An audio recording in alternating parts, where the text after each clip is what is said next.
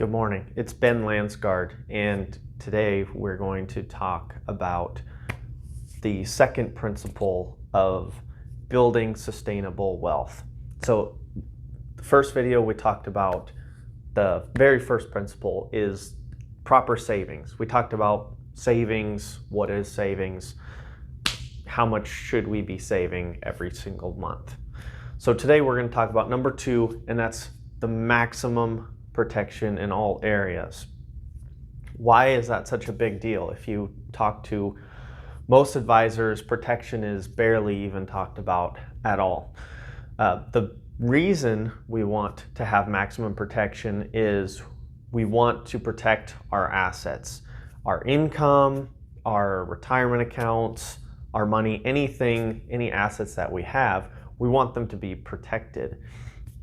Doesn't really do us any good if we have really high values in our retirement accounts getting great rates of return if we're exposed on the other side to lawsuits and death and disability and all of those other things. So this is the model that we use.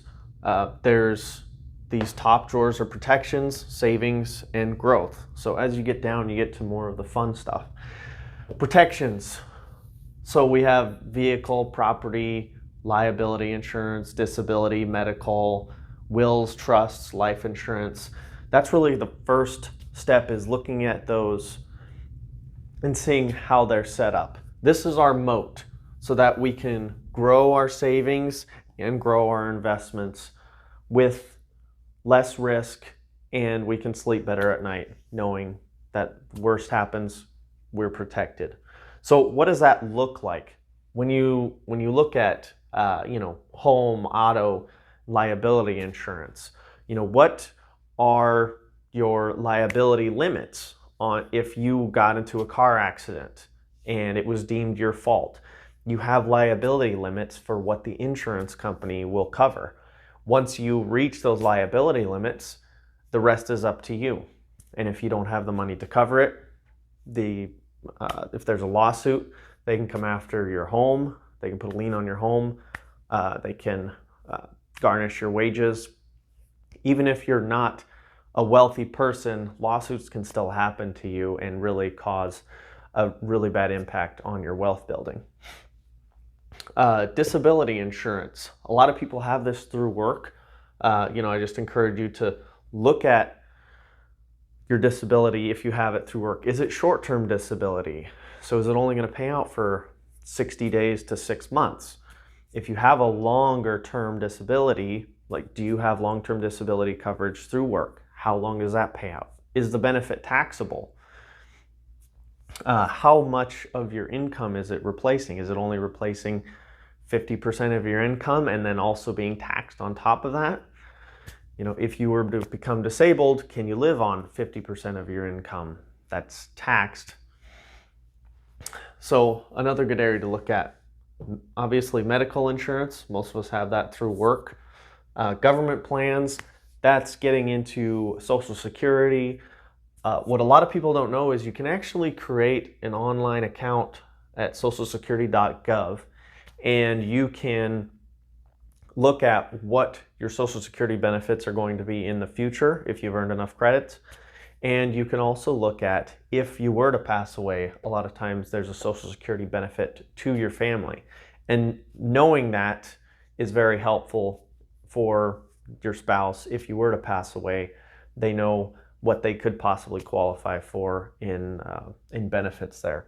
So that's another good one to know. Wills and trusts.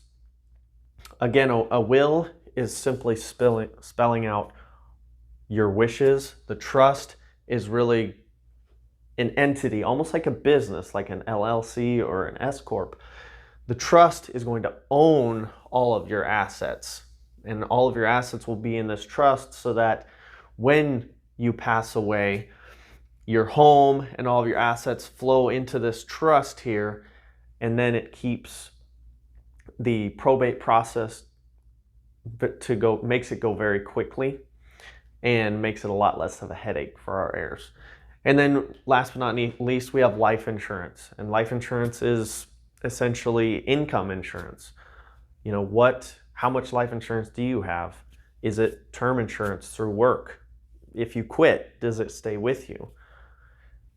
If you were to pass away tomorrow, how much of your income is replaced? Do you want just a couple years of income replaced, or do you want your family to have all of your income of all your working years replaced?